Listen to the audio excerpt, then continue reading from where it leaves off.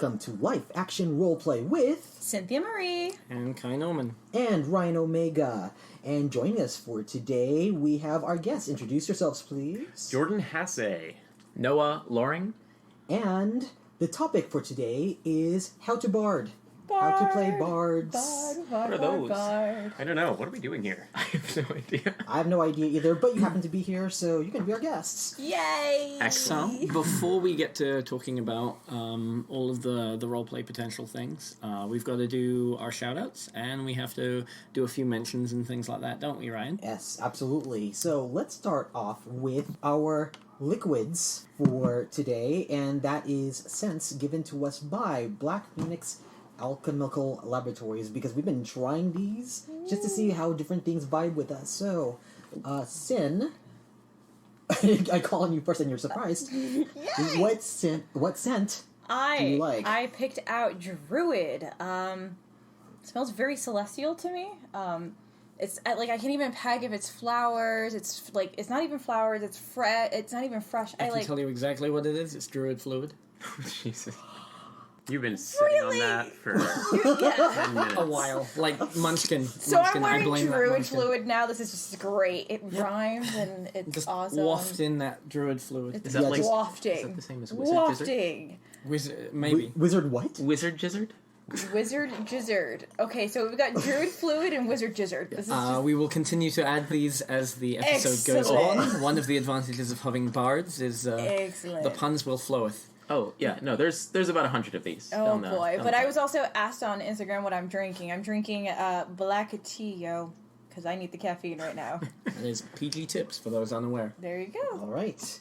Kai, what scent do you have? I didn't get one because we have 5 people, and I figured it would be better for us to do our guests rather than people hear my opinion because I give it out so freely. Okay. We can share one.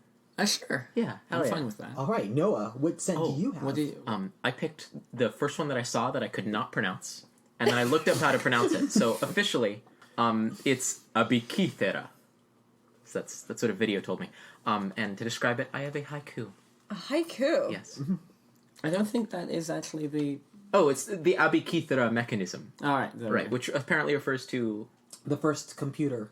Okay, Birds. excellent. Abikithera. Unobtrusive springtime smell. The good boy of scents. Count it. 575. The unobtrusive. Well done. Well played, sir. Yes.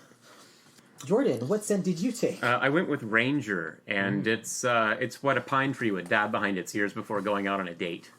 Wow. Yeah. Perfect.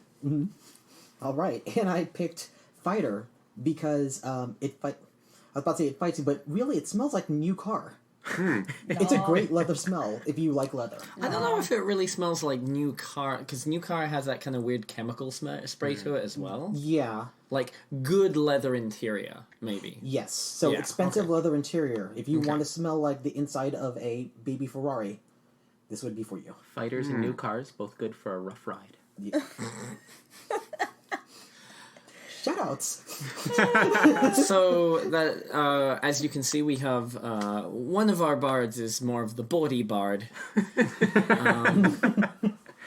So for shout-outs, I do actually have a shout-out. And my shout-out is actually going to be in part because of a little bit of announcement I want to share with everyone. For those who may or may not be aware, I've been very invested in a game called Dystopia Rising. And something that been kind of biting my tongue on is the fact that quite a while ago I teamed up with a business partner, and since Dystopia Rising is a franchise that has now over 19 chapters, I am now counted among those 19. Yay! I'm going to be running a game in... Thank you. I'm going to be running a game in Northern California. The dates and locations have not been announced. However, this day, I did actually drive 5 hours up north to Northern California, checked out a site with my business partner, Craig, who is the person who I am giving a shout out to. Maybe sometime we'll actually bring him on as a guest, since he has a bit of a long vampire pedigree that might surprise some of you listeners. Especially on the East Coast. Hundreds of years, is that what Something we're like going that, with? yes. He is old as dirt. And he's survived a building falling on him, so he's a bit of a badass. Wow. I'm not joking, but that is a story that he will tell, and I will not. Yeah, I'm going to be a director of Northern California Dystopia Rising. I get to torment players, and they get to run around and fight zombies in a crazy world that I create. And to be with you guys here tonight, I drove 5 hours up north, stayed at that site for about an hour and a half, and then I drove 5 hours back, and I'm now sitting with you, drinking a lot of tea and a lot of energy drinks to be here. So I'm very happy to be here, and that is my shout-out. Thank you very much. We love you, Kai. Thank you. If any of you guys are interested, we will have a website up soon, hopefully by the time this is out, which will be under something similar to Punching in Dystopia Rising Northern California, or NorCal. If not, there was definitely a Facebook group called Dystopia Rising NorCal Players. So if you're in that area, check it out. Please do. Thank you very much. Cool. Who's next? I will go. This is interesting. So the shout out that I was going to give, she's actually on the video right now. So Sarah, the shout outs to you. She's been an avid listener since we started this podcast, and like almost every week I get to talk to her about what we've talked about like 3 weeks prior. I was like, oh yeah, I said that. Okay, that's cool. So Sarah, thank you so much for listening to us and sticking along with us. But also to One World by Night, which is our vampire LARP that we do. I haven't been there in a month, and it makes me really sad. A very major thing happened the last game where I got 1,000,001 text messages and emails and saying, "Oh my God, why aren't you not back here? We need you." So I'm coming back, you guys. Next game, I will be there to wreak havoc. But Sarah, thank you so much for listening to us. We appreciate everything that you do for us. So, my shout-outs are for two people in tandem. I haven't actually LARPed in a very long time, only because it's always interrupted by an emergency, or work, or production, or 1 week I was in Milwaukee. And so I've been missing LARP hardcore, and I'm looking forward to doing Twin Mask this weekend. If someone's going to stop me, or if I die, someone's going to drag my body out there. My shout-out is to Nox and Corey for having the Twin Mask Crafting Day on their Twitch channel. Woo! So it was actually wonderful for me to get together with creative people, watch them create their crafts for their characters, and also have them tell stories behind not only just the crafting, but just their characters, and we totally need to do that again. It was an amazing time, and it helped me feel reconnected with Twin Mask, even though I haven't been around in a while, and even though I've been first game. 3 months is a very long time to be away from a group, so I'm looking forward to tomorrow and Saturday. Yay! As a side note, Nobo, Lauren, and a few other of the people who were there for the feed are actually on our... they're stalking us right now, so they're on our live feed right now, and they are saying thank you. So Yes, thank you. Mm-hmm. Jordan, do you have a shout-out of any kind? A couple of quick ones. I want to shout out to my favorite citrus fruit. That's it. Is it limes? It's limes. It's definitely... You're cheating on... I You're actually cheating know on... what this is now. It's definitely oranges. All right. And I want to shout out to everybody at Game who takes the time to talk to me. And that's not like woe is me kind of saying. That's I get that it's a challenge, and I'm so glad you rise to the occasion every time. Noah. Hi. How do shoutouts work? Who do I how? It's like you've won an Oscar, but it's a very small Oscar, Okay. and they don't give you a lot of time. I think. In fact, it's over right now. Oh, jeez. Okay. you missed Sorry, Mom. So my cousin from Israel, her name is Levanah. She's in town right now, and I realized as she was telling her stories of like traveling the world and like playing violin on the streets of Prague and like sleeping in wine farms like in Italy without like being allowed, I was like, oh, you're just a real life bard. Cool. Yeah. So this episode is about bards. So shout out to my actual bard cousin, Levanah. Hey now, hey. Hell yeah. Hey. All right, so now on to our topic, how to bard. The first thing to do is properly introduce why these people are bards. Would you guys like to try introducing yourselves? Or... Your characters, really. Like. Yeah, exactly. I mean, what player of any RPG doesn't love to talk about their characters? Right? Not me. I guess I can go. Shakes is my character for Twin Mask, and I've been playing him now for 7 years. Yeah. And Off and on? Or off and on. It used to be I'd only missed one game until his retirement, And how long- which was a couple years ago. How long? So his retirement was a couple of years. Yeah, and then I had a non-bard, and now he's back because the thing that he left to take care of is coming home.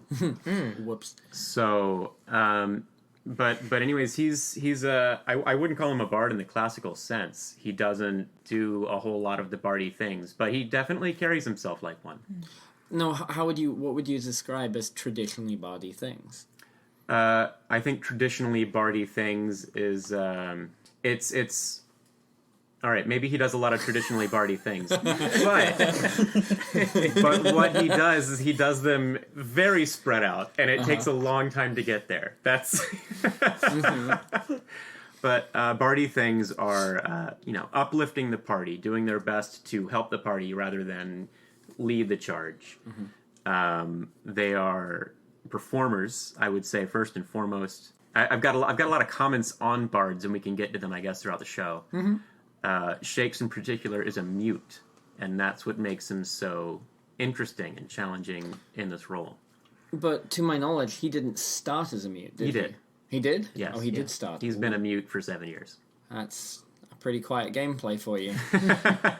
Surprisingly not. For the first time I met you, you were very active, and I heard him like miles away. Not miles, like yards away. And would you like to describe that?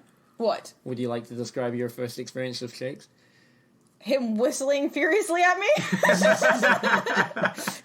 think that pretty much sums the entire thing up. But Whistling furiously. yeah, whistling furiously and gesturing very like big. That was the first time I saw Shakes, and I was like, who's that guy? What is wrong? What happened? And then later on, my character's brother says, no, we trust him. Like, he's a good guy. I go, okay, I accept. He's a good guy. So describe for everybody how Shakes does communicate when he is in mute. Shakes, he can communicate with whistles and things like that, and that's just, it's good for yes, nos, and other stuff. But largely it's like a game of charades that doesn't follow any of the charade standards. It's like if charades were played by illiterate people. So there's no 5 words, 2 syllables or whatever. Like, there's none of that stuff happening. It's just cavemen playing charades. It's almost like your own sign language, actually. It turns into that. A lot of it is me trying to get a point across, and if someone gets more than halfway there, like, I give it to him. It's a very much, I give something and then I need that talk back. I need someone to respond and tell me what they're interpreting, and then I can give them a yes or no. And if it's a no, then we'll keep trying, and if it's yes, we'll keep it and move on. And so there are some characters that I really can't talk to because they don't give me that back. Either they're following my shtick and just trying to do my whistling and miming back at me, and I'm like, no, that's not how this works. We'll get nowhere forever. Yes, and a lot of people will do that and not even think about it.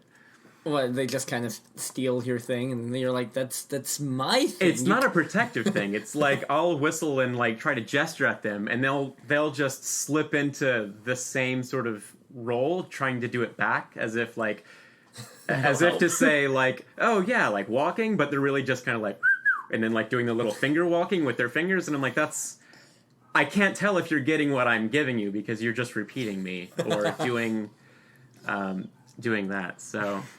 But I also wanted to point out that you are also a talented artist. Thank you. Of course, in our role play between Shakes and Sicario, you've designed the look of the money.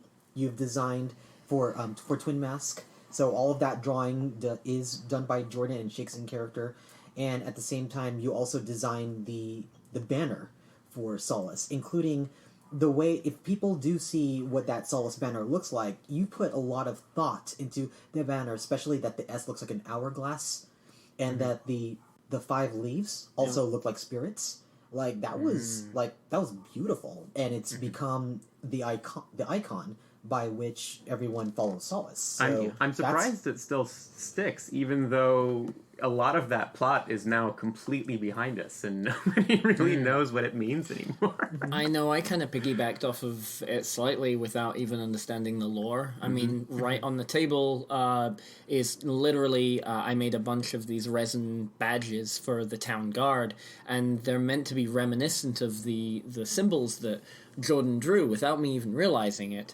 I tried to incorporate some of the kind of the leaves into the design. So I guess he also communicates through drawing. He's got a little book that he draws in, and he is illiterate. That wasn't just a way of describing him, because otherwise it would be too easy. He'd just write everything down. Sure. So it's all open to interpretation, and people interpret shakes in great ways. So It's half the fun, right? It Right. really is. what made you decide to even play a character like this, let alone a mute character, for 7 years? Well, it was the first character that I'd played for the game, or for any game, and it was kind of the only way that John, the runner of the game, the creator, could get me to join. I didn't want to LARP initially because I had this hierarchy of nerds in my head, and I was thinking like, no, LARP's not for me. I'm not a LARPer. And he's like, just come. You were a mime for Halloween. You'll have a lot of fun. Just come as a mime. You've already got the costume. And I was like, all right. So we worked on a backstory together. And at that time, the game was small enough that everyone could be directly connected to everyone, like a soap opera. And so, he came in with Team Villain, and it just gave him a lot of really interesting things to work with. And the character turned out to be a lot of fun.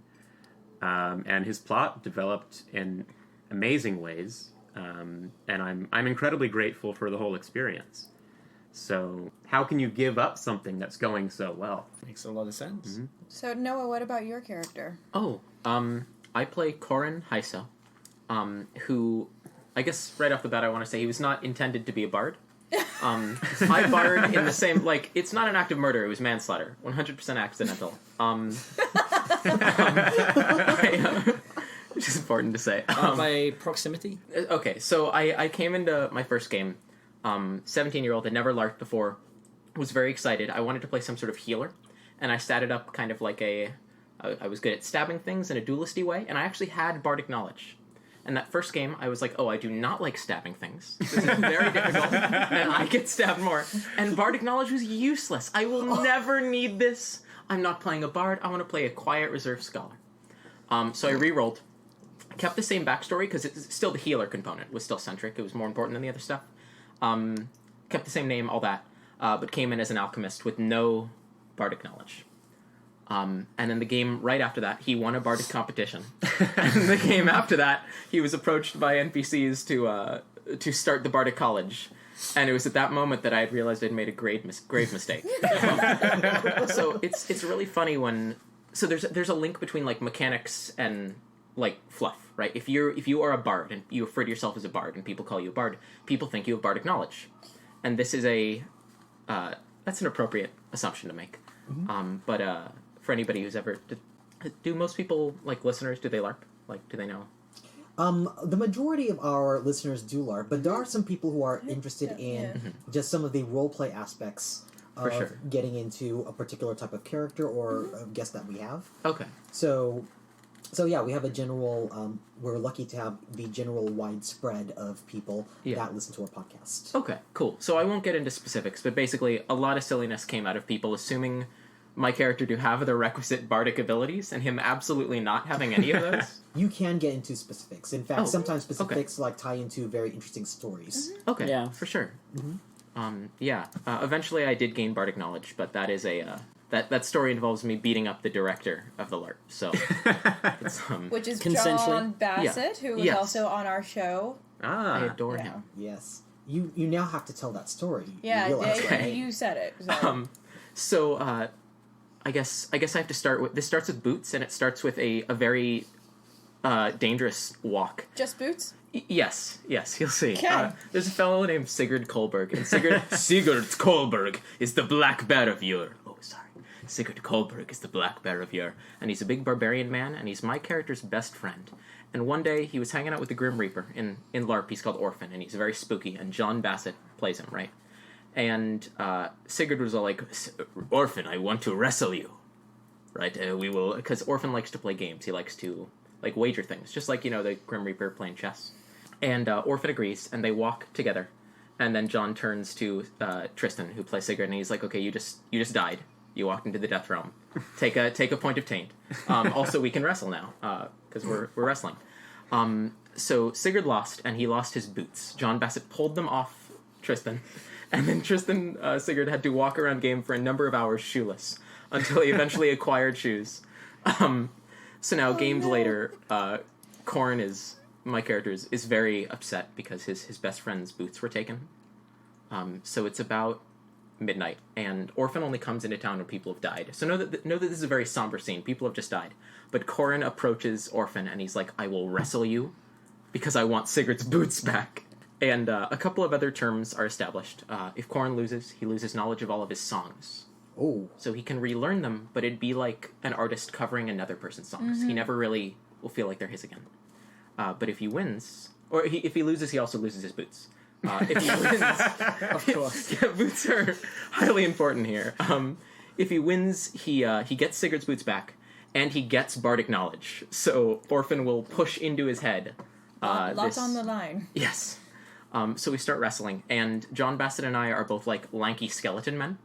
So it's like two snakes trying to grab each other, because we're just like weaving in and out of each other and like just like tumbling around. It's like that scene in Ricky Tikki Tavi where the cobra and the mongoose are just having at it. And then you fall down a hole and one of you comes back up. We fell down many holes. Okay. And a lot of bets were made, and everybody was betting on John, because I play a spoony bard who could never, win a wrestling match. But we, after the first round, I beat him. And then he beats me, and it comes on to the third one. And people are like, it's pretty terrifying, and neither of us are wearing shirts, and we're ripped up, and boots are on the line. And it's midnight, right? Yes. Oh, God. We tie.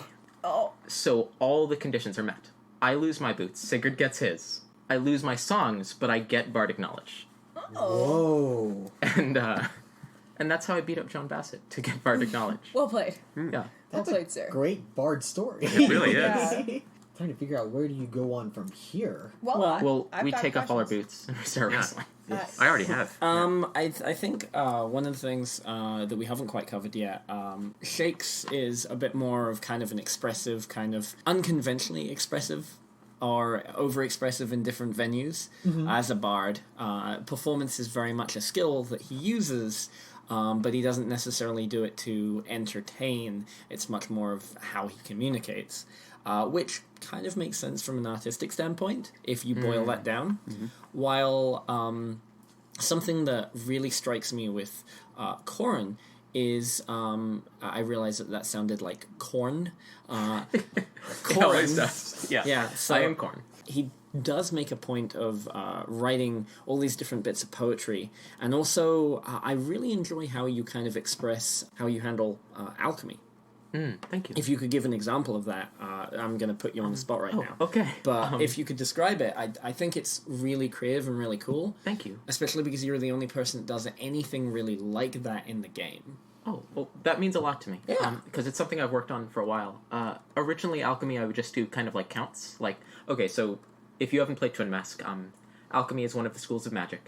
And all of the schools of magic are kind of done different ways. So warding involves drawing symbols and placing stones. Channeling is a lot of like hands-on... Lay on hands. Lay on hands, yeah. There we go. You guys didn't see that, but I laid on hands on Jordan just now. He touched me. No, it was channeling. Bard touch. Sorcery, you throw packets around and you yell about elements. And alchemy, you feed people potions or little food items, and they have to have a certain number of ingredients, and they all do different things, and it's a lot of fun. But originally I was just having people drink the potions, but people don't want to just drink random strange liquids. So eventually it just became like pretending to drink the potions and doing a little like count to represent how long it would take. But there was this announcement that was all like, hey guys, don't do counts for these things. Just role play it, and that goes for all the skills. So I started just describing how horrid they tasted. Like like you feel a fiery burning in your throat, and your throat turns to ash. Heal 5. And I tried to do the 4 elements because there's a 4 element theme in like Twin Mask. But people kept complaining how like terrible the potions were. How it was like it's like bad medicine. It's like it's gonna heal you, but it's gonna go down horribly. And another alchemist even commented, like, you have to really take care of the people that you're healing. You need to make sure that your potions aren't harming them. So in character, Corin started kind of working on ways to make them not horrid. And now whenever I heal people, I really quickly, like, out of character, ask them where their character is from, unless I already know. And then I tried to pick a season and describe a type of wind or breeze that would be, like, related to where they come from and that season, and kind of set the scene for them. And then I say, you feel that sort of wind, and, like, heal 5 or so. So if I am interacting with an addecimal, who are these sort of scholarly types who are pent up in their towers, studying away in books, then I'll say, like, you feel a spring addecimal breeze at your neck. The sort that many other children would be running around in the fields playing when they felt this, but you were pent up in your tower working on scrolls. Heal 5. Oh, that's lovely. Thank you. That's very sweet. you. If it was me, it would have been like, aha, here's your mint-flavored death. You know? Yeah. There's been a couple of times where my character, which comes from a coastal town, I don't remember if it was a haiku especially, but you kind of walked up to me, and I didn't fully absorb it the first time you told it to me, because you kind of walked over, opened a book, said a bunch of words, and I'm like, is this a magic spell? What the hell is going on? And then you close it, and you're like, you just turn and walk away. That was nice, but I'm really confused. And then I tracked you down later and got it a second time, and then I realized that it was actually, like, it was a haiku, wasn't it? Mm-hmm. Yeah. About my character, because you wrote a whole bunch of haikus about a whole bunch of different characters in the game. Yeah. Which was really, really beautiful. Thank you. When you've given me healing potions, it's often you're talking about kind of the salty kind of coastal spray and the refreshing sense of, like, being on the ocean in my character's hometown, which is, like, a really big deal because that town's basically gone now, which is kind of cool. So it's always made a really nice impact for me. Thank you. Even whether you've been intending to or not, it's just a really good element of nostalgia. One thing that I didn't want to neglect is we also have another bard at the table. I'm looking at her right now because she plays this for Sirens of the Realms, the all-girl bard band. So describe your bard. That's awesome. Girasol. She is actually What was the Girasol. All right. It actually it means fire opal in Spanish. There's a whole story that you guys can listen to on Sirens about why it's that name. But at any rate, I'm in a bard band, and it should be noted that I'm the only full bard. Everybody else is a split class. I'm the only one. Bard something? Yes. Yeah, so we have bard warlock, bard sorcerer. Bardlock? Barbarian? Not yet. I have a pun for that later, though. And I don't pun. I have one. Is it a savage pun? Yes. It's actually something stolen from my sister. Yeah. I just high-fived Kai. Go ahead. Anywho, so no. I've only played the bard for 4 episodes. Mm-hmm. So she's been very interesting to live with. She's different from your guys's. You guys seem to be very sweet bards and stuff like that. Whereas my character, she's like, yeah, I'm a bard. Cool. I'm gonna dance over here. You're like a rock star. Yeah, kind of. She's a swindler more than anything. My first episode, we came in and we were thieving a loaf of bread. Oh, excellent. So we barred our way out of that one. So it's a little bit different. I just introduced a hidden talent that I have of playing a drum. Great. Yeah, because apparently I'm a bard. I play things. So I played the hand cymbals before, and they're like, we need you to do something else. What else can you play? I'm like, I'm a dancer, you guys. Can you play a drum? Sure. I will play a drum. So I broke out and played a drum with Jason C. Miller last episode, so that was awesome. That was awesome. That was fun. Yeah, so that's me being a bard. Different from you guys. I'm trying to rap. I'm trying to write raps down for being a bard. And not everyone can say that they played music with the frontman of Godhead. So Yeah. Yeah, that's it, especially with some of the people on this table. It's quite a big deal. Yeah, well, it was funny because it was in the middle of a scene. I break out the drum and he starts playing, and I'm still trying to have a scene while trying to play the drums, and I'm like, I can't do both, guys. Like, you were actually still doing fine. Multitasking. it was very hard because you're tapping out like one thing and trying to speak at the same time and trying to come up with something that like is supposed to be thought provoking and nothing. So, hey. And before I forget, I wanted to make a shout out to our Patreon supporters Yay! that enable us to do much more than we could have on our own. So I especially want to give a shout out to our friends over at Geeky Teas out in Burbank, our friends at Lost Colonies in Virginia, Hey. and our new supporter, Twin Mask. Yeah. Hell yeah. I know, it's like, It's a thing. It's a thing. It's a thing. It makes me so excited. Like, oh my god, they love us. So, Yay. well, they We're just love us. dropping everything. Yeah, they love us to the point where we actually drop Including the things. beat. Yes. Yep. Yeah. Wicked. So yes, for all of our Patreon subscribers and for all of our listeners, thank you so much for all of your support. Yeah. Now, so coming back into this, I know Sin, you had a ton of questions. I do. But I think probably the most appropriate one right now is challenges of a bard. So I came up with the challenge of having to play drum and constantly trying to be like that performer. Like I'm a physical person, so I dance. So that's typically like if I were in a LARP, it'd be a lot easier for me to be a bard because I could just break out and dance. But on the show, obviously, I can't do that. So I pose to my fellow bards here, what is a challenge of being a bard?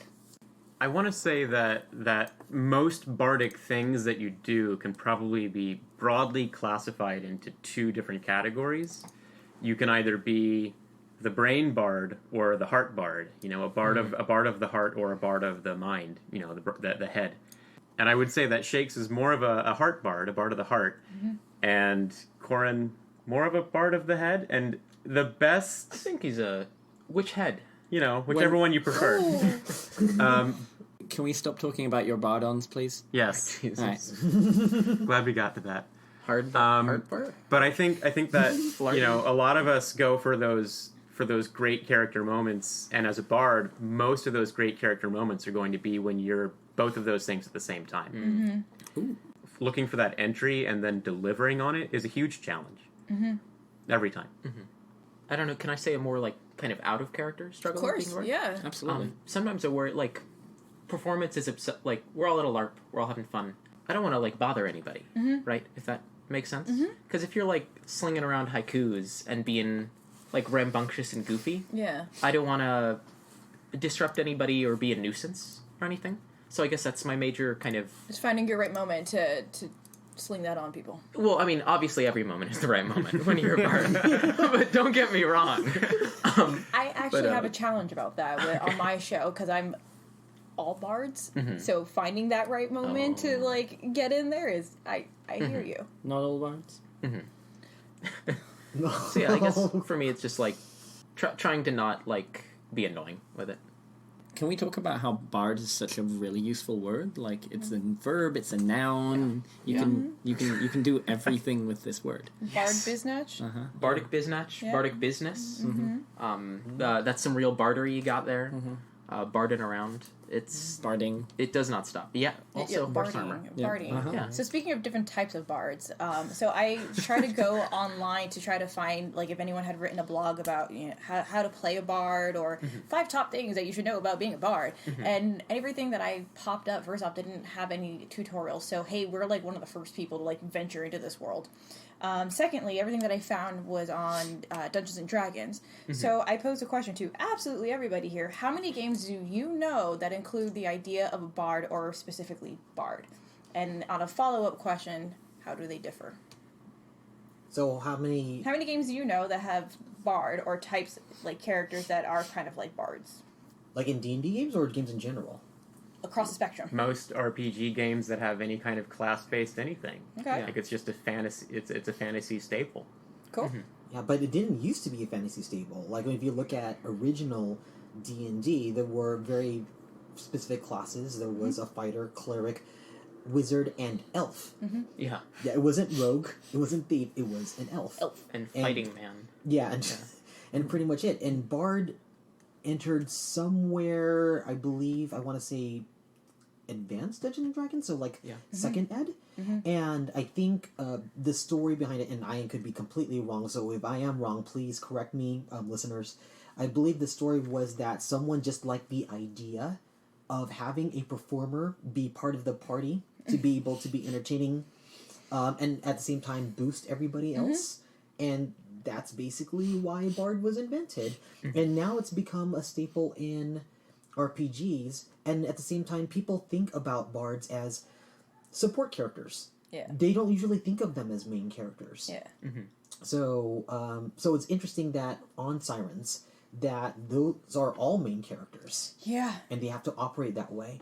And if I look at a character like Shakes, like no one, like yes, you have the limitations with being mute and interacting with everybody, but no one would think of you as a support character in Twin Mask.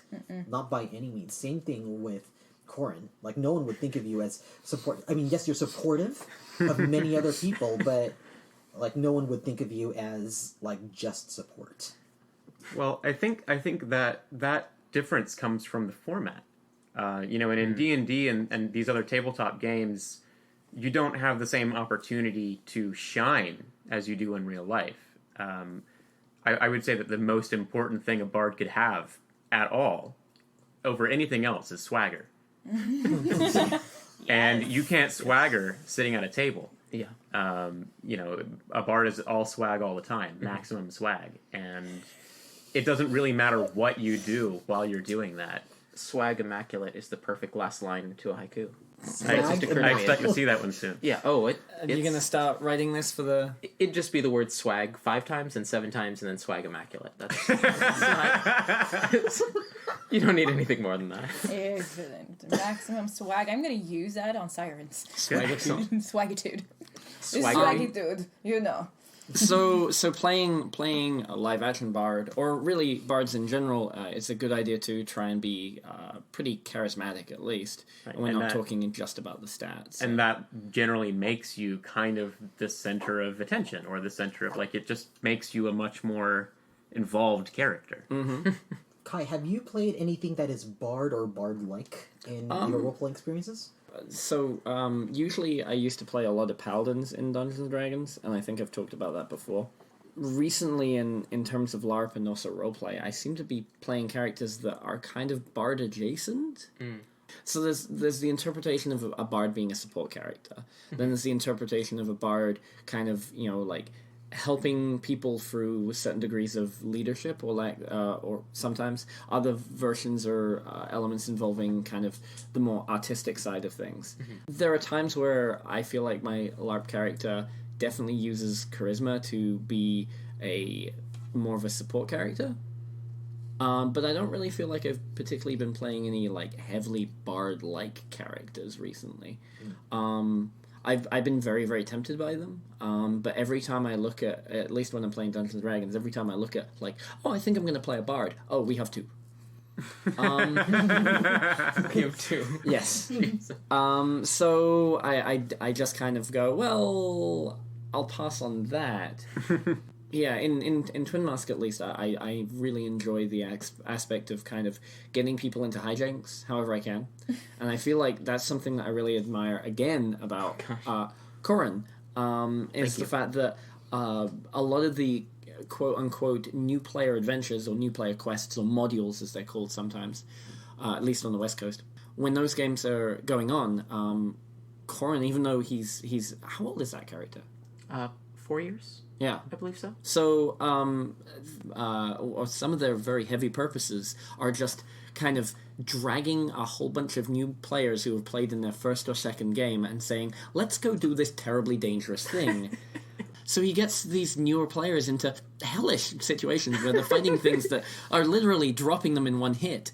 And there's like 8 to 10 of these new players just running around like headless chickens. And what keeps happening is they keep falling over and dying, or at least falling over because they've been hit with these really strong blows. And like 2 of them drag the body to Corin, and Corin just goes, heal. and then he just practically like slaps them on the ass, and they go back into the fight, and it's just like a meat grinder of new players. Noted. Do not follow your character ever. Okay.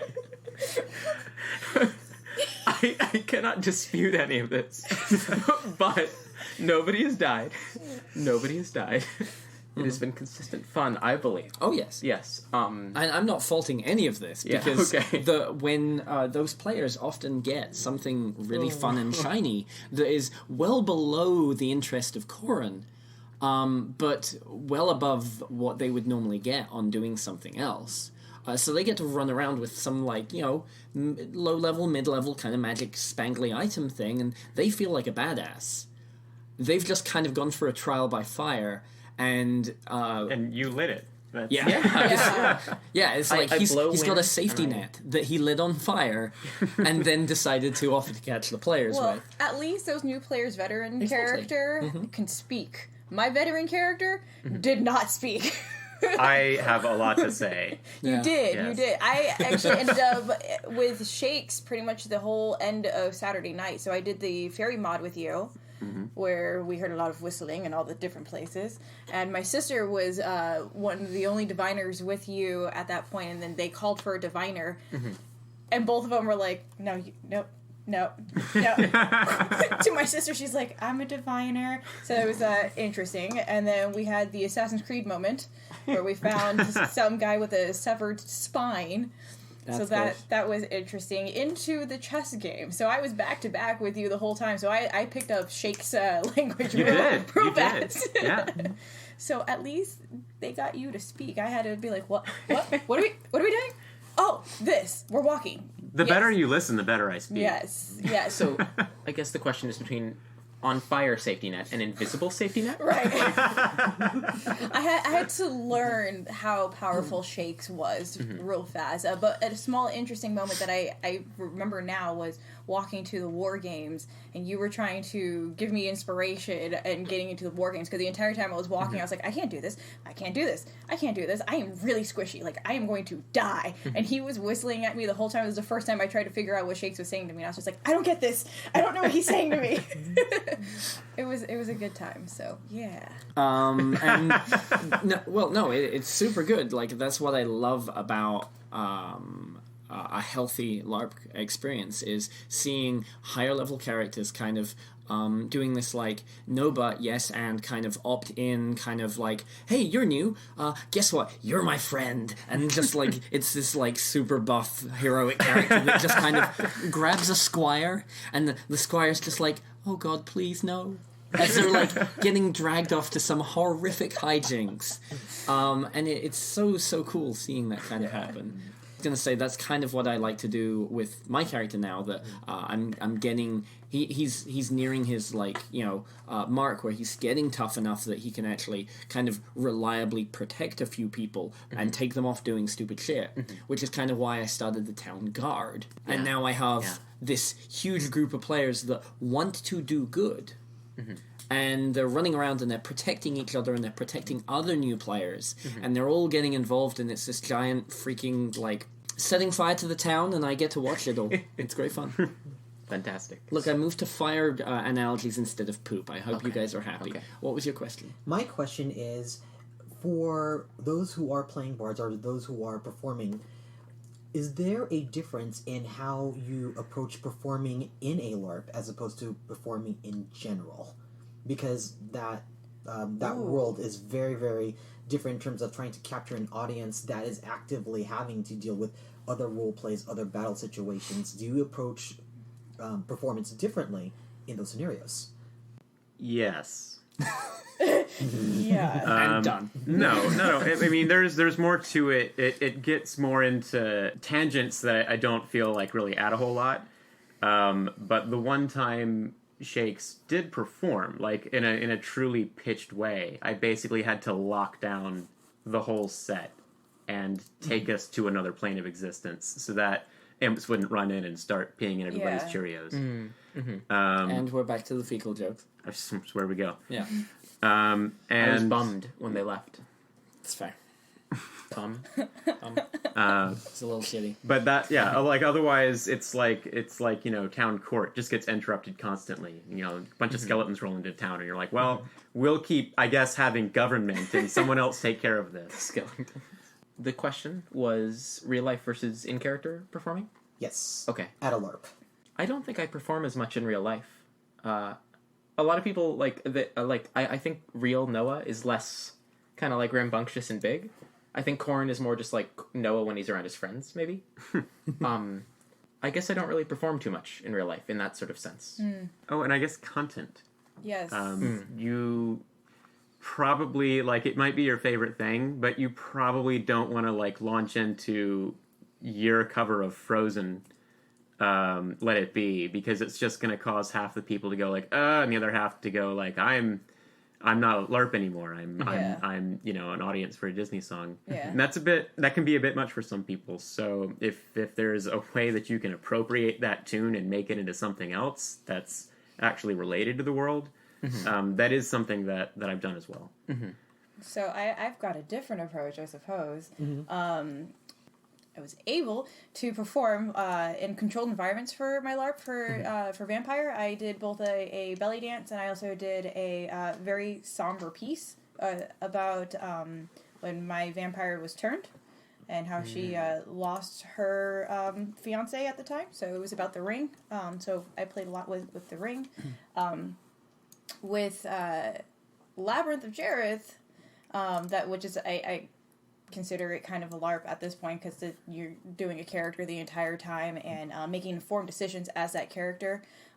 Choosing movement that's based on that character, I think it's different for me from Cynthia versus the different characters. Like, Cynthia loves to dance hip-hop and do all these really cool funky styles, whereas Visidi, she's a little more fluid and a little more calculated.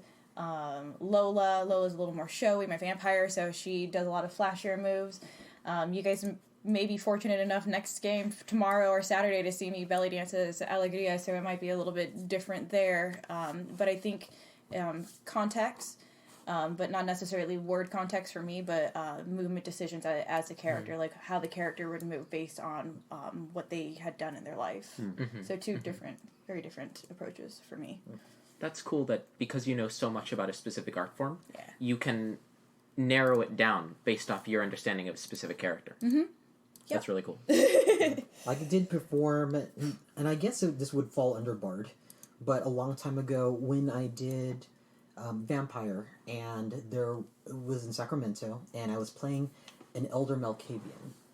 And what happened was we were at a big event in Sacramento, which actually had a stage and a theater. And I guess they were going through their list of performances, and it turned out that only one person performed. So then they just kind of went awkwardly, well, would anyone else like to perform? And out of nowhere, because I guess the character decided it more than me, just decided, I raised my hand like, I'll do it. And my brain went, why did I do this? Why? Because the character wanted to. So I decided, well, if I'm going to sing a random song and I am not prepared and I have no idea what this is, I'm just going to belt out whatever it is, because I'm an Elder Malkavian and I'm just going to have to deal with it. So because I went up on that stage and just gave no fucks, for whatever reason, I nailed the song because I just didn't care. It was the classic song Today. So, Today While the Blossoms Still Cling to the Vine. So, and I knew as soon as I started walking up, I saw more than a few of my friends kind of go, oh no, because they've never heard me sing. Or they've heard me sing and it was bad. It was strange. As I was performing on stage, when I got into the middle of the song, I just felt my voice lift and my chest expand, and I just went for it, and thinking, no one's gonna care. People are just gonna sit through this, so they're gonna have to be forced to listen to me, so I might as well go for it. And I just received a real life bardic inspiration out of nowhere, and just went for it. Yes. There is one other question that I want to ask, at least. Tips, for people who want to play bards. What would you tell them? Just go for it. Yeah, I mean, I think that ties into the swagger aspect. Yeah. It doesn't really matter what you do if you do it with style and intention. I mean, intention is really important. Like, you can make a lot of choices ahead of time, or you can make a lot of choices in the moment that basically are calculated to increase the size of your presence. Even for example, now, like, I've got shoes that I wear, the outside of my heels are worn down past the rubber and into the wooden part of the heel. So when I want to, I walk with a really loud click clack, and when I don't want to, I walk very quietly.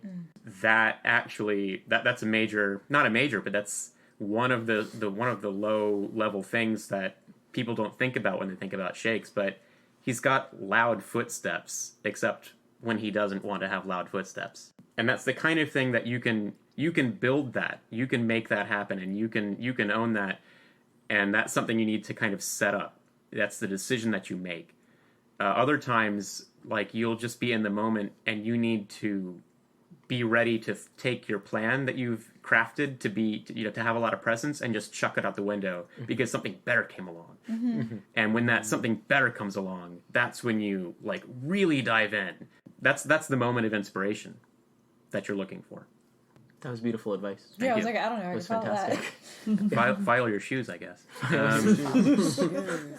I mean, I guess what you said about just diving in, I think is, and what everybody said is really important, because if you look at a lot of these kind of classical roles in, like, tabletops or in, like, fantasy tropes, like, the fighter needs to be good at fighting, right? The cleric needs to be good at clerical things, needs to be good at healing and sort of stuff like that. The wizard needs to be good at performing magic, doing spells. The bard, as a bard, you need to be good at having fun and making other people have fun. Yeah. So when people say, like, oh, to be a bard, just jump in or just have fun with it, that's not nebulous. That is highly specific. Yep. You know, and that's what's kind of really cool about being a bard. Yeah, and barding itself, I think, as we demonstrate, takes a really wide range of forms. You know, it doesn't need to be the master lutist who just plays the lute. I don't think we've ever really, Right. Yeah. seen that. We've got some guitarists from time to time, but no one's just playing their guitar all the time. It's like Right. someone at a party. You wouldn't. Yeah. So along the same lines, something that's actually helped me in my my fear of barding without actually being able to dance is actually having some things prepared beforehand, and then jumping in with what Jordan said, and be prepared to let it, like, fly out the window. But at least when you have those moments pose itself, you have something ready to go. Like, you know, I'm seeing Noah already starting to write his haikus, and I'm sure you have a couple, like, already, like, in a book and stuff like that. I know my own dance moves that I can pull from, and I actually started writing down for Sirens different raps, different songs that I wanted to kind of use for my character. I actually got that inspiration from Vivid Vivica when she did her Ice Ice Baby rap to do her her ice. Ice Snipe Attack? That. Yeah. Yeah, it was amazing. I was just like, I need to do stuff like that. And so to get over my fear of speaking, because, hey, I'm a dancer, I don't really talk, I just started writing everything down. I was like, okay, if I'm at least going to be prepared to say things, and if I get something better, much like what Jordan suggested, then I go with, obviously, the better option. But if you're scared, just start writing things down. It helps. I know I don't tend to play bards, but one thing that I'm kind of picking up is a lot of very memorable bards have a I'm going to quote Liam Neeson here, a certain set of skills. But it is kind of true. If you're a naturally artistic person, then finding something that you're passionate about and you want to bring into game as a performance aspect seems very useful. I might be spitballing this. Am I right that Shakes can juggle? Yeah. Yeah, and that's because you can juggle. But for a long time, I pretended that I couldn't. Oh, really? Yeah. Like Shakes was learning. For years. Yeah. Yeah. And So that one day I could just juggle and surprise people. Yeah. It was Wait, is this real life or Shakes? Shakes. Oh, okay. I remember that. Do I remember you learning how to juggle in game, like learning? Yeah. Okay, that's awesome. Yeah. Have you done professional clowning before? I was. I mean, that is a thing. I had It is a thing. I had a hear that clowning phrase. license in Santa Monica for a year. Uh-huh. Yeah. Right Whoa, on. okay. 2014. Licensed to clown. Mm-hmm. Yeah. What's Did you go to school for it? No. No, I just you have to go to perform on the promenade. Yeah. You have to go Yeah, you to have to the get office and get a license. yeah. That's it. Yeah. I was helping somebody else with their act, Awesome. and I was like, I'll do it too if that helps you. If that helps you Yeah. get this off the ground, I'll join you for the first few times. Yeah. So So finding something that you're kind of artistically good at, or develop, because while natural talent is a thing, skill and hard work is also another thing. If there's something that you really enjoy that you'd love to try and do, first step, like Cynthia was saying, is go ahead and try it. Like, if you're like, oh, I'd love to do card tricks, practice them. Look on YouTube. There's so many tutorials on fancy little tricks and like musical things, and a lot of performance art, especially nowadays, there's just so much resource for it and tutorials because people want to teach that kind of thing. And so there's a lot you can learn all over the place that might really help you with bardy kind of things. Mm-hmm. I'd venture to say that LARP is also a very safe place for you to experiment. That I don't feel like people are going to make fun of you for doing it, and if they do, then shame on them, because that's mean. But if you want to try something out, like a card trick that you may feel like you're not very confident in doing, break it out in LARP. You'd be surprised the reception that you get. I mean, you just heard Ryan, who doesn't sing, get up and sing, and all of a sudden has a beautiful operatic voice I never knew came out of you. Which I'd venture also to say that you probably wouldn't do that at a karaoke bar where you think maybe people might judge you there. Well, karaoke among friends, but not a public performance. Right, exactly. So if you have that quirky thing that you want to do, like, break out in LARP, people are going to probably be more receptive to you. And also to piggyback off of that, with something that Jordan said, if you're not good at it, sometimes it's more interesting if you're bad at it. That's fair. Like, just because you're a bard doesn't mean you're good at being a bard or good at doing that thing. So there is merit in that. As long as you're bad at it with swagger. Yes, Yes. swagger. Sell it. You don't have to be good at it, you just have to sell it. I would guess that my contribution to this podcast in terms of what you can do to be a bard, I would say go into some of the classics that exist, like being a skald, like the Homeric epics. Go into that because the original bard was a storyteller. Yep. So if you are uncertain for any of the arts that you do, some of the best things that you can do when going into a game is listening to everybody else's story and then taking that story and begin to retell it and maybe embellish it just a little bit. Give the story a nice shine. And this will be a wonderful way to practice storytelling as a bard. And by extension, if you want to become a dungeon master or a storyteller, being a bard is actually a wonderful place to practice. Because you know that if you can tell a story that can entrance an entire group, you can definitely do it for any group, whether it's within a LARP or at a table with friends. Yes. Yeah, that's beautiful. Everybody, social medias. Let us start with Jordan. Where can people find you on social media? If you wish to be found. Facebook, that's about it. And I don't want to friend strangers, so... Fair enough. Goodbye. Noted. Goodbye. Noah. I don't really have much social media. Also Facebook, but I also do not wish to friend strangers. Yeah. Come, my social media is LARP. Come meet me at game. Yeah, that sounds great. Yeah. I work at a coffee bean. If you can find me, you can order a latte. That's called stalking. Don't do that. I work in customer service. I have I can't differentiate. Kai? My Lyft drivers have come found me. Oh my Oh my goodness. Kai, what's your social media? My social medias are Yokai Props, YOKAIPROPS. You can also find me on the Twitters, the Instagrams, the Facebooks, and you can also find me on Wednesdays at 7 p.m. Pacific Standard Time and California time on Maze Arcana channel on Twitch, playing Inkwell Society.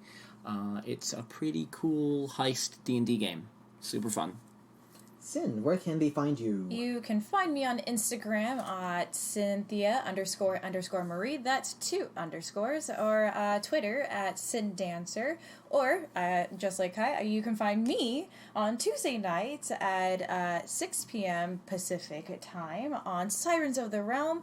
That's on Twitch TV and the D&D channel. So, yay, come join us. Come on the chat, say hello. We do hear about who's talking to us, so it's kind of fun. All right, and you could find me on Instagram under Ryan Omega or on Twitter under Ryan OMGA. Otherwise, you can find me on Twitch on most of the Maze Arcana shows behind the scenes. So if you see live action roleplay, that would be my handle. So that would be me. Come and say hi, and yeah. So thank you for joining us. Yes. Do we want to have the bards send us out with any performances that they might be working on? Oh yes. If If they have are so anything. inclined. I wrote you all haikus. Oh my god. What? While he Yeah. was sitting here, that's I was very much paying attention. It's like breathing for me. It's Oh my god. I promise I was not tuned out. Wow! Oh my god. Uh, You are a real life bard. Let me Let's put read my 'em. glasses on for this. go ahead. so So you can listen to Kai, it. I'm trying to gonna do see. yours first. This is in Alright. reference to a comment you made earlier. I Alright. think your voice is beautiful. Oh. A voice like butter, smooth, and makes everything more tasty, delicious. Aw. Dancer of bellies, weaver of magic's most dark, baddest of asses, Yes! podcast conductor. Through his awesomeness, he makes Omega come first. Which kind of cum are we talking about here? Oh. Oh. I'll I was scratch thinking it the out so same you thing. can't even see how I spelled it. You'll never know. What was the name of that class though? Wizard, Druid Fluid and Wizard. Wizard Gizzard. Wizard Gizzard. Gizzard? Yeah, there's I found a list of 100 of those. Oh, really? Yeah, because they're all inspired by Seaman Demon, of course. Oh It's all the variants. Yeah. I'll find that list. I'm I'll done. dig it up. I'm done. Um, I am so done with this place. Master of Citrus. In his silence there is song. A bard of the heart. Oh, Ew. Thank you. And got me right in my bard spot. including such things as spunk monks. Did you find the list? Yes. Oh, excellent. Oh no. Okay, we are so done here. No. Do we have anything else to? Yeah, I'd love to have a go too. Oh yes. So this is gonna seem out of character, but I swear that it's not. This one time, Shakes advertised and collected an audience for a performance. He is a dream mage, so he took them all into the dreaming, the place where dreams exist, where when you dream, that's where you go. And when they got there, he performed for them. He had a lovely surprise. So I could, if you guys have time for it, I'd like to do one of those. Yes, please. Yes. So what I've got in my hands now is a music box. This is something that I picked up because I wanted to do something musical, but I didn't have the time to learn an instrument. I used to play the cello, and I also didn't have the money to buy another one of those. Yeah. And so I saw somebody using one of these in a YouTube video, and I was like, that's it! That's it! I can use, like, my knowledge of music, and I don't have to learn any instruments. Yes. The music box is a programmable music box. It's got a very long strip of paper coming out one end, and then I'm going to feed it through. And I've punched by hand 1 million tiny little holes in the paper, and it catches the teeth of the box and strikes a note. Mm-hmm. And so it takes a very long time.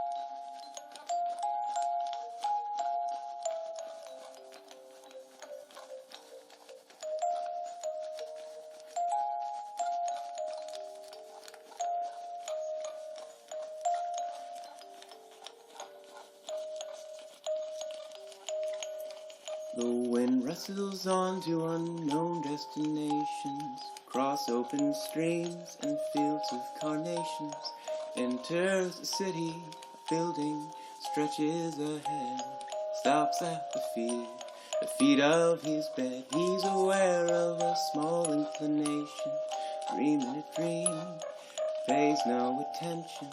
Oranges hover and faces all over, he knows how the dream goes.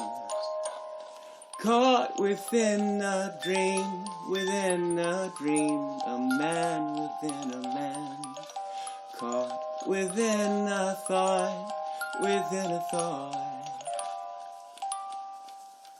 an ocean so deep, he'll drown in his sleep.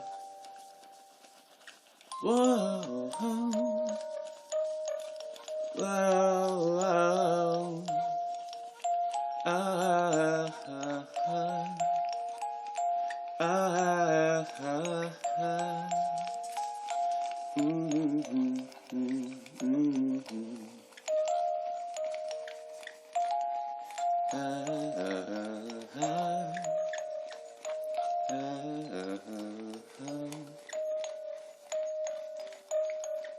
The wind presses on and the windows are yielding. Somebody sings in the opposite building, voice with a likable, unrecognizable air. Someone you know, it isn't quite there. You're aware of a change in the weather. Dreaming a dream, you'll think of it later. A wonderful melody line that you couldn't quite get. You can't remember, you'd never forget. Caught within a dream, a man within a man. Caught within a thought, an ocean so deep, you'll drown in his sleep. Oh, oh. Ah, ah, ah, ah.